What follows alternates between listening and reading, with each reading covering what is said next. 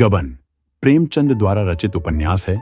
निर्मला के बाद गबन प्रेमचंद का दूसरा यथार्थवादी उपन्यास है।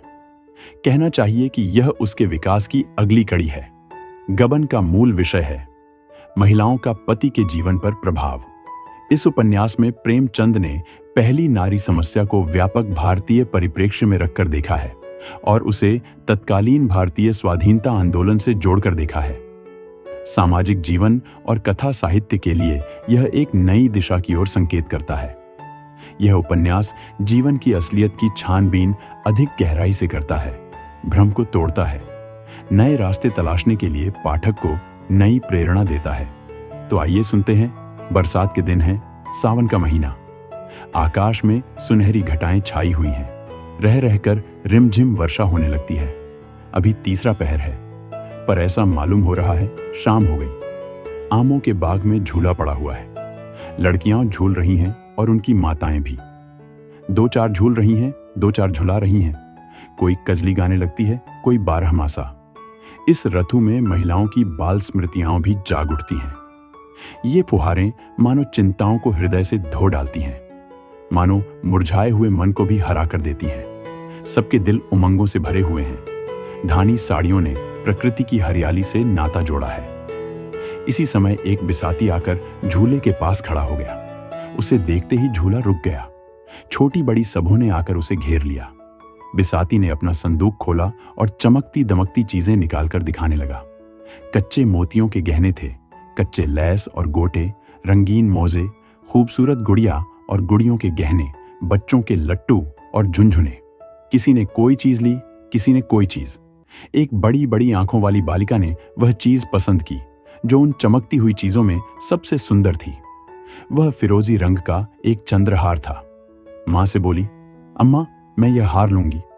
मां ने बिसाती से पूछा, बाबा यह हार कितने का है? बिसाती ने हार को रूमाल से पोंछते हुए कहा, खरीद तो 20 आने की है, मालकिन जो चाहें दे दें। माता ने कहा, यह तो बड़ा महंगा है, 4 दिन में इसकी चमक दमक जाती रहेगी। बिसाती ने मार्मिक भाव से सिर हिलाकर कहा, बहू जी 4 दिन में तो बिटिया को असली चंद्रहार मिल जाएगा।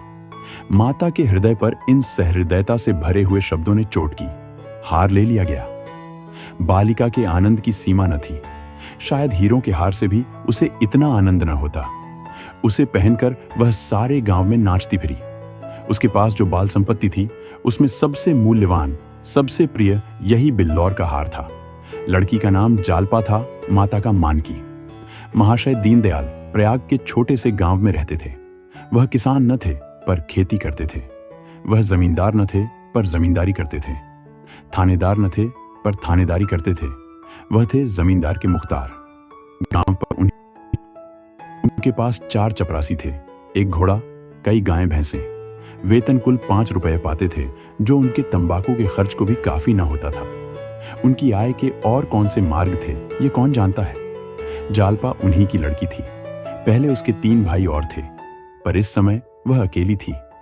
उससे कोई पूछता तेरे भाई क्या हुए तो वह बड़ी सरलता से कहती बड़ी दूर खेलने गए हैं। कहते हैं मुख्तार साहब ने एक गरीब आदमी को इतना पिटवाया था कि वह मर गया था। उसके 3 वर्ष के अंदर तीनों लड़के जाते रहे। तब से बेचारे बहुत संभल कर चलते थे। फूंक फूंक कर पांव रखते, दूध के जले थे, छाछ भी फूंक फूंक कर पीते थे। माता और पिता के जीवन में और क्या अवलंब। दीनदयाल जब कभी प्रयाग जाते तो जालपा के लिए कोई न कोई आभूषण जरूर लाते। उनकी व्यावहारिक बुद्धि में यह विचार ही न आता था कि जालपा किसी और चीज से अधिक प्रसन्न हो सकती है।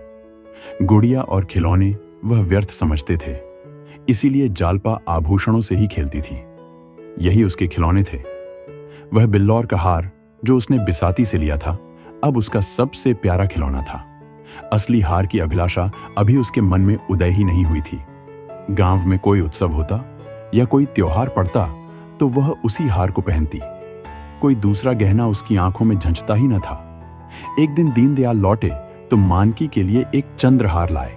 मानकी को यह साध बहुत दिनों से थी। यह हार पाकर वह मुग्ध हो गई। जालपा को अब अपना हार अच्छा न लगता। पिता से बोली, बाबूजी मुझे भी ऐसा ही हार ला दीजिए। दीनदयाल ने मुस्कुराकर कहा, ला दूंगा बेटी। कब ला दीजिएगा? बहुत जल्दी। बाप के शब्दों से जालपा का मन न भरा। उसने माता से जाकर कहा, अम्मा जी, मुझे भी अपना सा हार बनवा दो। माँ, वह तो बहुत रुपयों में बनेगा बेटी। जालपा, तुमने अपने लिए बनवाया है, मेरे लिए क्यों नहीं बनवाती? माँ ने मुस्कुराकर कहा, तेरे लिए तेरी ससुराल से आएगा। यह हार 600 में बना था। इतने रुपए जमा कर लेना दीनदयाल के लिए आसान न था। ऐसे कौन बड़े ओहदेदार थे? बरसों में कहीं यह हार बनने की नौबत आई जीवन में, फिर कभी इतने रुपए आएंगे, इसमें उन्हें संदेह था। जालपा लजाकर भाग गई, पर यह शब्द उसके दिल में अंकित हो गए। ससुराल उसके लिए अब उतनी भयंकर न थी। ससुराल से चंद्रहार आएगा, वहां के लोग उसे माता पिता से अधिक प्यार करेंगे। तभी तो जो चीज ये लोग नहीं बनवा सकते वह वहां से आएगी। लेकिन ससुराल से ना आए तो? उसके सामने 3 लड़कियों के विवाह चुके थे। किसी की ससुराल से चंद्रहार ना आया था। कहीं उसकी ससुराल से भी ना आया तो? उसने सोचा, तो क्या माताजी अपना हार मुझे दे देंगी? अवश्य दे देंगी। इस तरह हंसते खेलते 7 वर्ष कट गए और वह दिन भी आ गया जब उसकी चिर संचित अभिलाषा पूरी होगी। मुंशी दीनदयाल की जान पहचान के आदमियों में एक महाशय दयानाथ थे। बड़े ही सज्जन और सहृदय कचहरी में नौकर थे और 50 रुपए वेतन पाते थे। दीनदयाल अदालत के कीड़े थे। दयानाथ को उनसे सैकड़ों ही बार काम पड़ चुका था।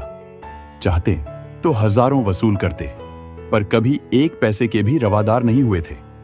दीनदयाल के साथ ही उनका यह सलूक न था, यह उनका स्वभाव था। यह बात भी न थी कि वह बहुत ऊंचे आदर्श के आदमी हों, पर रिश्वत को हराम समझते थे। शायद इसलिए कि वह अपनी आंखों से इसके कुफ्ल देख चुके थे। किसी को जेल जाते देखा था, किसी को संतान से हाथ धोते, तो किसी को दुर्व्यसनों के पंजे में फंसते। ऐसी उन्हें कोई मिसाल न मिलती थी। जिसने रिश्वत लेकर चैन किया हो, उनकी यह दृढ़ धारणा हो गई थी कि हराम की कमाई हराम ही में जाती है। यह बात वह कभी न भूलते। इस जमाने में 50 रुपए की वक़्त ही क्या 5 आदमियों का पालन बड़ी मुश्किल से होता था। लड़के अच्छे कपड़ों को तरसते, स्त्री गहनों को तरसती, पर दयानाथ विचलित न होते थे। बड़ा लड़का 2 ही महीने तक कॉलेज में रहने के बाद पढ़ना छोड़ बैठा। पिता ने साफ कह दिया, मैं तुम्हारी डिग्री के लिए सबको भूखा और नंगा नहीं रख सकता। पढ़ना चाहते हो तो अपने पुरुषार्थ से पढ़ो। बहुतों ने किया है, तुम भी कर सकते हो। लेकिन रमानाथ में इतनी लगन न थी। इधर 2 साल से वह बिल्कुल बेकार था। शतरंज खेलता, सैर सपाटे करता और मां और छोटे भाइयों पर रोब जमाता। दोस्तों की बदौलत शौक पूरा होता रहता था। किसी का चेस्टर मांग लिया और शाम को हवा खाने निकल गए। किसी का पंप शू पहन लिया, किसी की घड़ी कलाई पर बांध ली।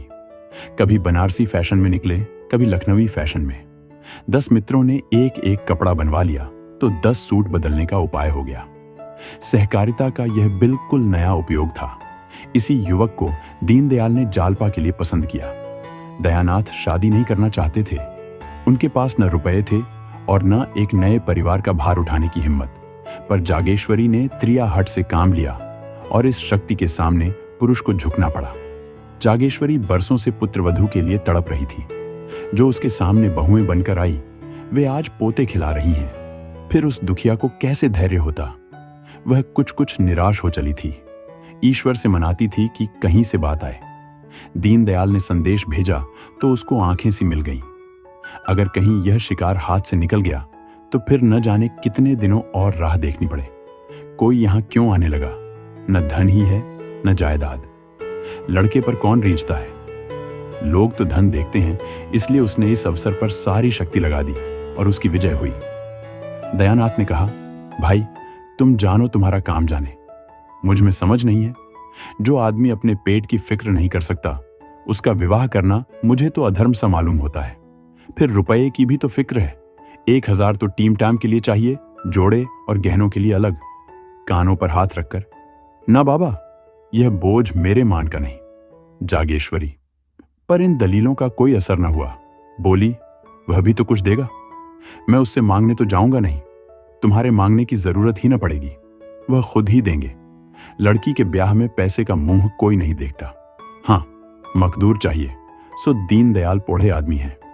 और फिर यही एक संतान है, बचा कर रखेंगे तो किसके लिए? दयानाथ को अब कोई बात न सूझी। केवल यही कहा, वह चाहे लाख दे दें, चाहे एक न दें, मैं न कहूंगा कि दो, न कहूंगा कि मत दो। कर्ज मैं लेना नहीं चाहता, और लूं तो दूंगा किसके घर से? जागेश्वरी ने इस बाधा को मानो हवा में उड़ाकर कहा, मुझे तो विश्वास है कि वह टीके में 1000 से कम न देंगे। तुम्हारे टीम टाइम के लिए इतने बहुत है। गहनों का प्रबंध किसी सर्राफ से कर लेना। टीके में 1000 देंगे तो क्या द्वार पर 1000 भी ना देंगे? वही रुपए सर्राफ को दे देना। 200-400 बाकी रहे, वह धीरे धीरे चुक जाएंगे। बच्चा के लिए कोई न कोई द्वार खुलेगा ही। दयानाथ ने उपेक्षा भाव से कहा, खुल चुका। जिसे शतरंज और सैर सपाटे से फुर्सत न मिले, उसे सभी द्वार बंद मिलेंगे। जागेश्वरी को अपने विवाह की बात याद आई। दयानाथ भी तो गुलछर्रे उड़ाते थे, लेकिन उसके आते ही उन्हें 4 पैसे कमाने की फिक्र कैसी सिर पर सवार हो गई थी। साल भर भी न बीतने पाया था कि नौकर हो गए। बोली बहू आ जाएगी तो उसकी आंखें भी खुलेंगी, देख लेना। अपनी बात याद करो, जब तक गले में जुआ नहीं पड़ा है तभी तक यह कुल्लेलें हैं। जुआ पड़ा और सारा नशा हिरण हुआ। निकम्मों को राह पर लाने का इससे बढ़कर और कोई उपाय ही नहीं। जब दयानाथ परास्त हो जाते थे तो अखबार पढ़ने लगते थे। अपनी हार को छिपाने का उनके पास यही संकेत था। दोस्तों, कहानी अच्छी लगी हो तो एक लाइक जरूर करें। मेरे चैनल को प्लीज सब्सक्राइब करें। धन्यवाद।